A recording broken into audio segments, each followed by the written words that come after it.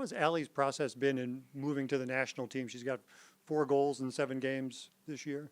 I mean, that's what she does. She's got an ability inside the box that you can't teach. She knows where the back of the net is, and if she gets a chance, she takes it. And not only was she in the right positions to do that, but she executed. And at the highest level, you have to execute your 1 or 2 chances that you get, and she does that really, really well. So, really good.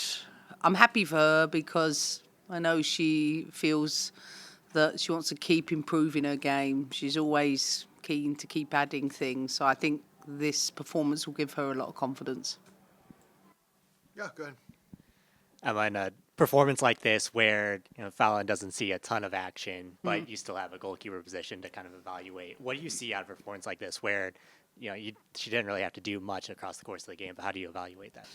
Well, I think we have to credit the team for minimising the chances for the opponent in the way we're set up and structured, and our decision making on the ball to make sure they don't have it and they can't create chances. But I felt it was important for Fallon to build connections with Naomi. She's only ever played with her twice. And then there's another centre-back pairing with Tara coming in. So I felt it was right in this moment to give her that support to build that connection. And you have to, when you're playing goal for this team, your behaviours have to be that you wait for one moment. And you have to be alert to that. And I can see the progress that's being made in Fallon's game. And I'm quite happy that she had a really quiet evening. Talking to Carrie Bello afterwards, she mentioned the calmness of both Naomi and of Fallon, that it was very helpful for her just getting used to the setup. And that game is part of that calmness, that stoicness, what you're looking for. Yeah, I think it's what I want from the whole team. I want us to be calm and controlled in what we're doing. And I thought there was a maturity to that. Considering that was the second youngest roster, Hive tells me that caps wise. So I thought there was a maturity to us considering that was the case. So that's the progress that I want to see. Go ahead. Coach, Hey. honor for U.S. Women's National Team to come to St. Louis. St. Louis prides itself on being a soccer town. How did the fans show up for you guys tonight?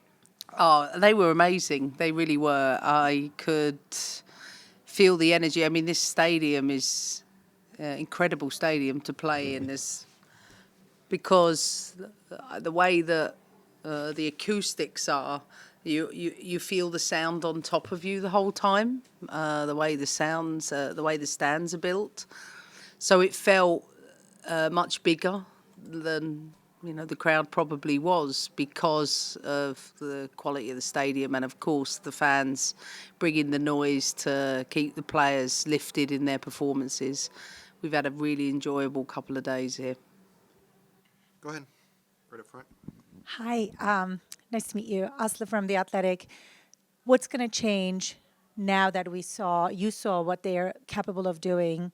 What are you planning on changing, or are you going to keep this squad the same for Cincinnati for your next friendlies? We haven't. We don't have to make those decisions yet. We have to submit a provisional roster this week, which is a large-scale roster, which will whittle down. But we definitely don't need to make those decisions for at least another week. So I think it's important for the players to go back to their clubs, play, and then we'll assess, especially with the 23s playing, the under-23s playing, will there be any players that look to move up or any players that subsequently move into that group? They're the decisions we will take in the coming week. Anything else in the room? Yeah, go ahead. Hi, Emma. I'm Jillian from Kansas City. Thanks for taking some time. We got to see a flash of the trio of KC current players on the pitch together. Mm-hmm. How much does club experience, or does it even enter your mind when you are creating the pairings and the lines? Well, I think it helps if it happens. I think having Lo and Claire together that know each other inside and out definitely helps. And as I keep saying to people, there's 3 different levels. There's club level, there's international class, and then there's world class. So for those players that may very well perform at the highest level at the club level, they have to come here and demonstrate it at the international level first.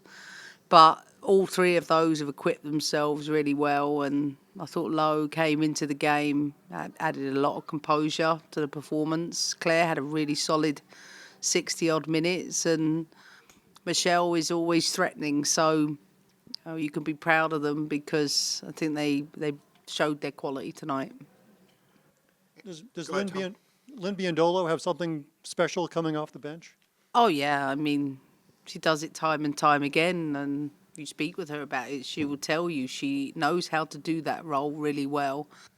I think it's not to be underestimated.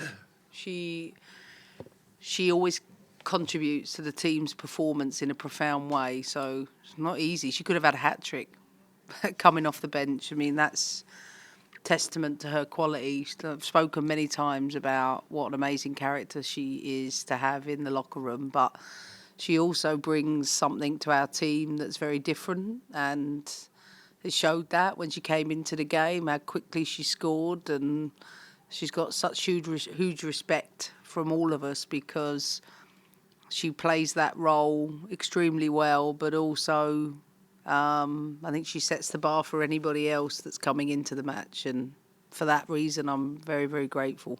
And are these games good for seeing your depth in attacking positions? Yeah, absolutely. But also just to give us the experiences we need. It's experience, exposures, it's playing in the playing style for a period of time. And, when I watch the team, they very much moulded into an Emma Hayes team. That's how I feel when I watch us.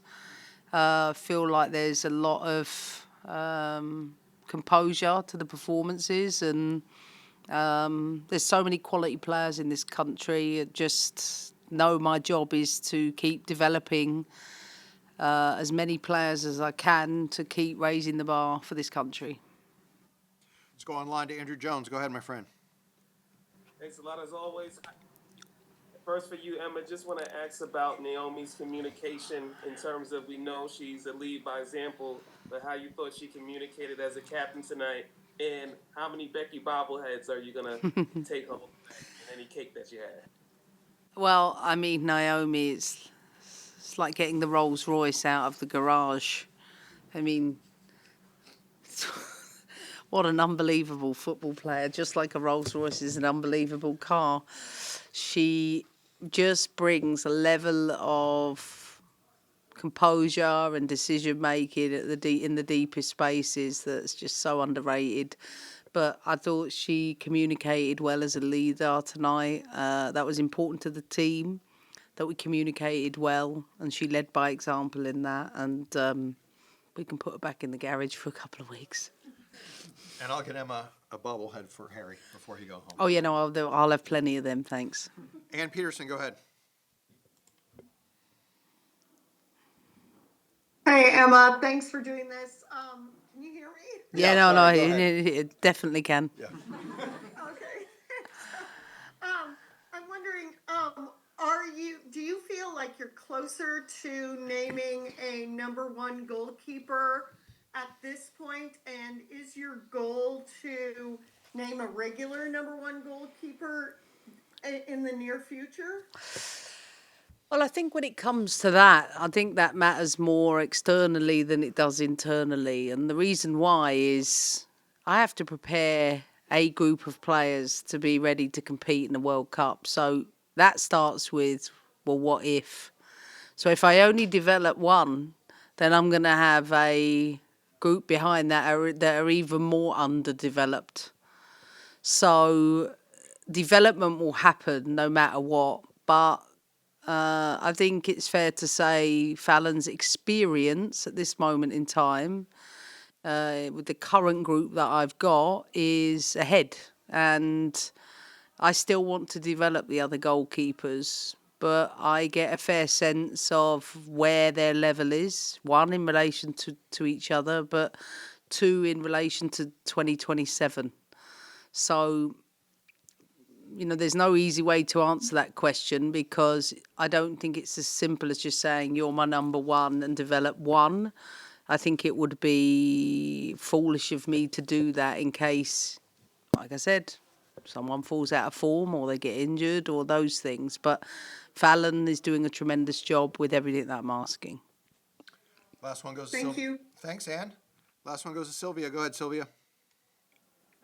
Hi, Emma. Thank you for joining us. And I apologize if you've been asked this already, but can you just speak a bit to Carrie Abello's performance tonight and sort of what you were looking for from her in her debut? Well, first of all, I'm really happy for Kerry. She's, she's a top professional and someone who all week has taken on the ideas that we're asking her to put into play and carry it out quite quickly. And it's honestly, it takes players a few camps to actually adapt to that. But we asked her to play as a low fallback out in the first half in particular, maybe join from deep. And she did that role really well and set up for counter presses. So she certainly in the first half felt she had a little bit more joy going forward and had to sit a little lower in the second half because there was so much of the play was down the right hand side. But no, she's, as I said, top player tactically as well. She knows her position inside and out. And really good debut. And with that, we'll see you in Denver. Thanks, everybody. Thanks, guys. Thanks, Emma. Thank you. Thanks.